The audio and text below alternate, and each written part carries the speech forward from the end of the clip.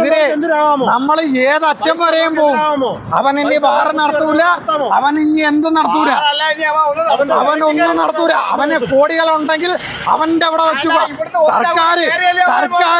സർക്കാർ അതിന് പിന്തുണ നൽകുന്നെങ്കിൽ ശക്തമായ പ്രക്ഷോഭം ഇനി ചടയമംഗലത്ത് നിന്ന് വരും ദിവസങ്ങളിൽ കാണേണ്ടി വരും. അത് പറയുന്നത്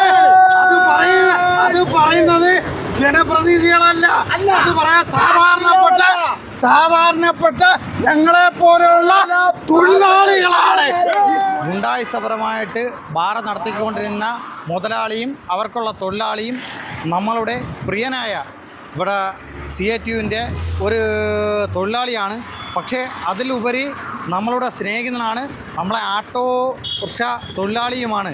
അദ്ദേഹത്തെ ഇന്നലെ ഒരു പ്രകോപനവുമില്ലാതെ ചെറിയൊരു രീതിയിലുള്ള ചെറിയൊരു വഴക്കിൻ്റെ രീതിയിൽ എല്ലാ മതക്കാരും ഒരേ രീതിയിൽ ജീവിക്കുന്ന ഒരു സ്ഥലമാണ് ചടയമംഗലം.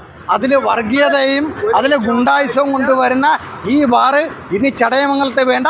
ചടയമംഗലത്ത് അത് നടത്തികൾ നമ്മുടെ കോടികൾ അവൻ്റെ ഉണ്ടെങ്കിൽ അവൻ അധികൃതരെ വിലക്ക് വാങ്ങിച്ചിട്ടുണ്ടെങ്കിൽ അവർക്കുള്ള താക്കീത് കൂടിയാണ്.